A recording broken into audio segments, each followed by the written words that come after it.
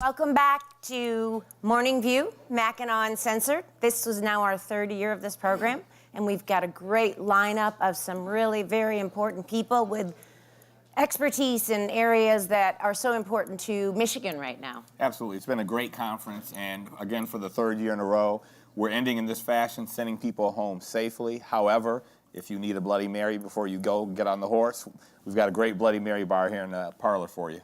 Yeah. So Dennis and I were just talking. It's funny that our first session we're going to kick off with is sort of how we ended last year. These damn roads. Fix the damn roads. So we're going to talk about a lot of different issues, but our first panel, very, very knowledgeable on this topic.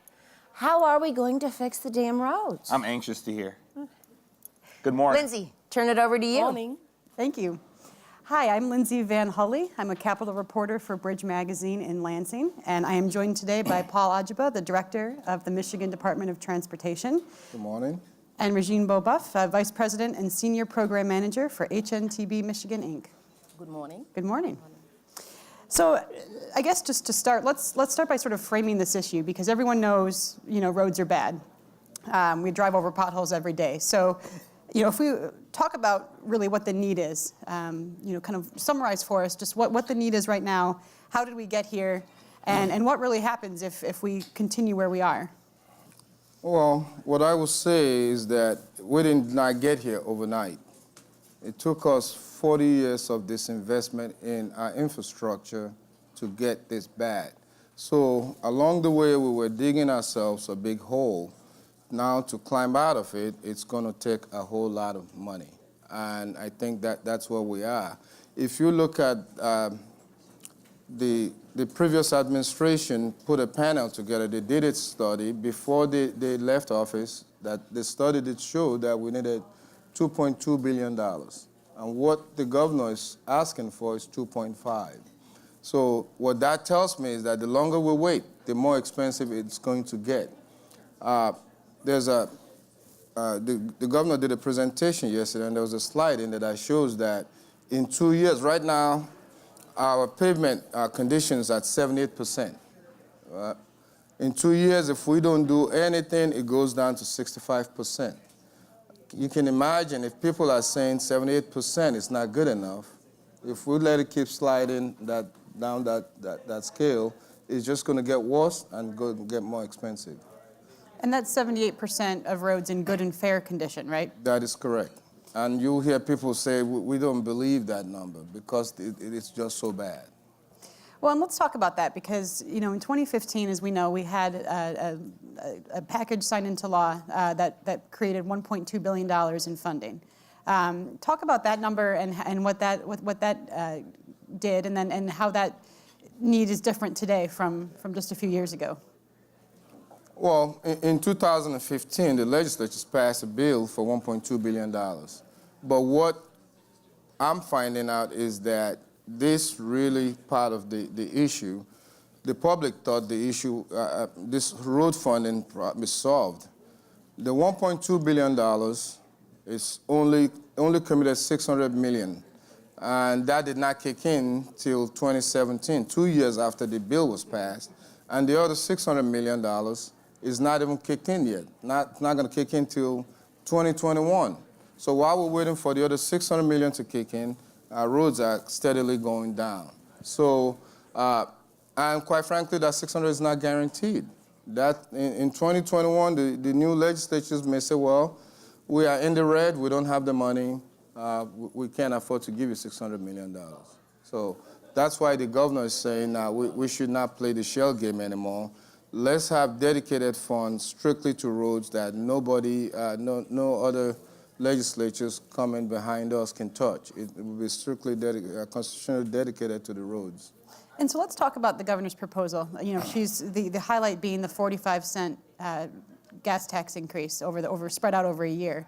That generates that $2.5 billion that you were talking about. So talk about how that money would be invested, where it would go, and why that's seen as the best option moving forward. Well, our plan, if you look at the 2015 package, MDOT was on record as saying we needed $1.2 billion just for our system. And when the bill was passed, it was $1.2 billion, and they ran it through the Act 51 formula. MDOT only got 39% of that. So what the governor is saying is that let's not put this package through the Act 51 formula. Let's use this money concentrated on the most heavily traveled roadways with economic impact so that we can start seeing some results. Regine, what do you think about the governor's proposal? You know, what do you think about what it would do and that idea of putting funding where the most heavy traffic is? Well, I believe it's a very sensible plan because really those are the roads that take the most pounding and that deteriorate the quickest. And so they also serve economic centers of development. And so that is a sensible thing to do. And I know that others have spoken about other means to raise money for transportation to fix our roads. But actually, as she demonstrated yesterday, first of all, having the 45 cents gas tax gives us a dedicated pot of money to fix our roads that constitutionally we cannot move away from. And the second thing that it does, it actually allows us to right now address an issue that is actually pretty urgent. And so let's talk a little bit about, kind of the business case for investing in roads. What are the economic implications really of potholes? And you were kind of talking about just that a minute ago. Well, there are quite a few. First of all, investing in our roads provides us a platform for rapid economic growth. And investing in fixing our roads, is key to sustaining and growing our economic model ecosystem. That actually provides us the opportunity to compete in a globalized economy.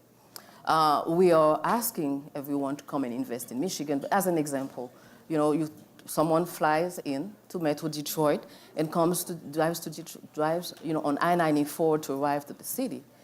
And I don't know if you've driven I-94 from the airport into the city of Detroit. We have plywood holding our bridges. And so it's really hard to make the case that we are the place to invest in.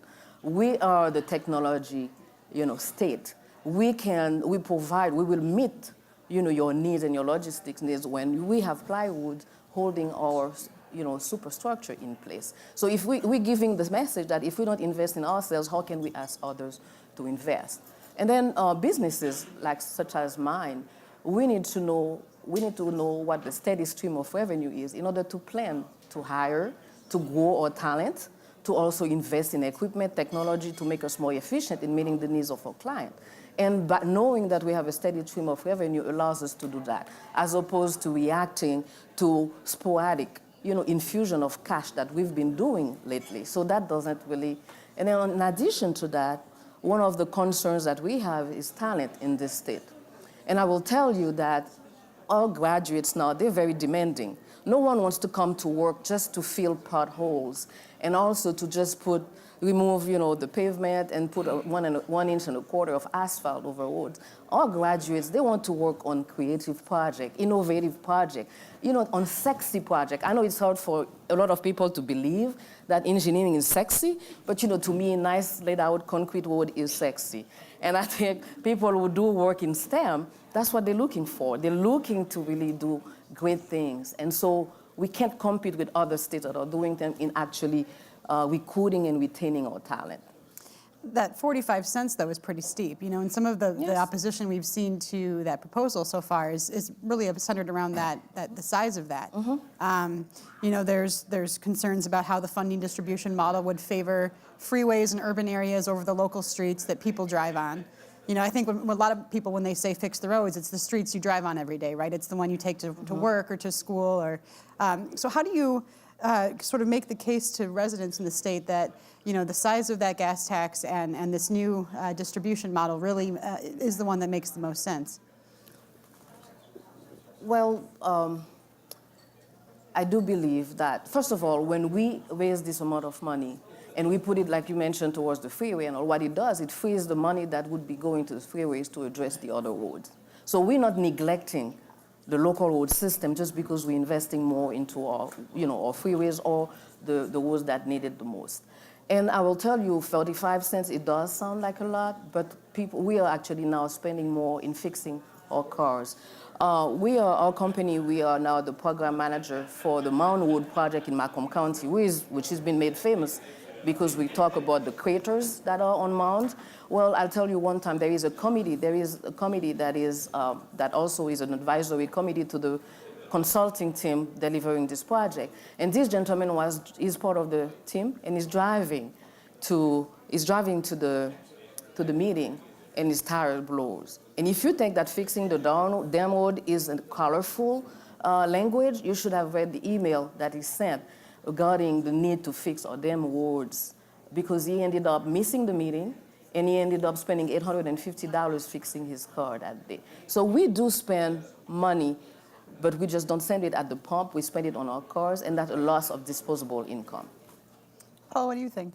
No, I totally agree. You know, the governor and I have been doing a lot of town halls all over the state. And the one that really stuck out to me was we were in Detroit. And so I brought up the fact that there's a trip study that says that the average Michigander spends about $600 fixing their cars. And the lady sitting in the front there blurted out. She said, I spent $1,600 this winter to fix my car. So that's $1,600 that she probably never planned for, obviously, that didn't go to fixing the roads. It's just fixing her car. And as the governor said, we're already paying for this. Why not pay for it the right way to fix the roads? You know, a lot of ideas, I think, and you, I'm sure, probably hear some of these at some of the town halls, but a lot of ideas get thrown around about how to raise money for roads, whether it's gas tax or sales tax. Bonding, toll roads come up a lot, registration fees, you know, diverting some general fund spending, you know, making roads a priority within the general fund. What are some of the pros and cons of some of those ideas? And you know, why is the gas tax, at least in your view, the preferred option in this case? Well, as she said, you know, there's an immediate need right now. As I mentioned, in 2 years, we'll be down to 65% if we don't do anything. The governor said, this is my idea, my plan on how to take care of the problem now. All those other ideas are great. If somebody has a better idea on how to raise $2.5 billion, she's willing to listen. And I think that's a good thing. In my opinion, this is the best plan on the table. It is constitutionally dedicated towards fixing the roads. There is no moving the money around into the general fund or school aid and playing all those crisscrossing shell games. So I think unless we have a better plan to debate, this is what's on the table. Regine, what about you, as far as looking at gas tax compared to things like bonds or Well, bonds is really a financing issue, not a revenue necessarily. Well, it's a short-term revenue, but it's really, you have to pay for it eventually anyways, and with interest. But, you know, I looked at all of those, and the gas tax is something that we can do. We do it now. Yes, we talk about registration fees, but you notice that, you know, millennials, they're not buying cars as well. Ford Motor Company is moving away from being a manufacturing, you know, a car manufacturer to being a mobility company. So there is a recognition that people are not buying cars. So registration fees is probably not the best way. I know we talk about vehicles miles traveled as another option. And I know there are quite a few issues with that, because people are concerned about privacy. We have other states that have tried that. Colorado has had a pilot program, but it lasted about 4 months. It wasn't, but it tells you, the director tells you that it will take 10 years, because you need to have the laws in place, you need to have the guidelines in place to actually implement that. I know Oregon has started a program like this. It's called Orego, but it's limited. It's about 5,000 drivers that are part of it. But if you look at those states, they've already met their baseline. Their road system is in good shape. So now they have the time to think, you know, and also the ability to sit and say, okay, what other tools are there to help us improve on what we already have? And I think what MDOT and the governor, what they're saying is, give us the tools to really, we can be innovative. We are. As a matter of fact, the director has proven that he can be innovative in the US 23 flex route. He can be efficient, but we have to give them the tools to be able to do that. And I think that's what the gas tax does. Let's bring our road to a good condition. And then let's talk about those additional fixes, additional ways, you know, but that will take time to implement, you know, what it takes to, and then we need to study and know exactly how we're going to do that, and we can really take the time in partnership with the legislature, with the MDOT, the state, and also the industry partners to do that. So we're down to about our last minute or so. So I do want to ask you, to kind of put your crystal ball out there and get a sense of, when it comes to a road funding deal between the governor and the legislature, when do we see a compromise, and what do you think it looks like? I think there's a compromise ahead. I'm an optimist. I really believe that at the end of the day, we'll get the $2.5 billion. Do you think it'll all come from the gas tax, though? Again, it could be a combination of. Again, I think there's a compromise to be had.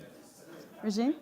Well, I believe the legislature and the governor have proven they can work together to make hard decisions, so I see why not on the road funding. That benefits everyone, so we'll see something.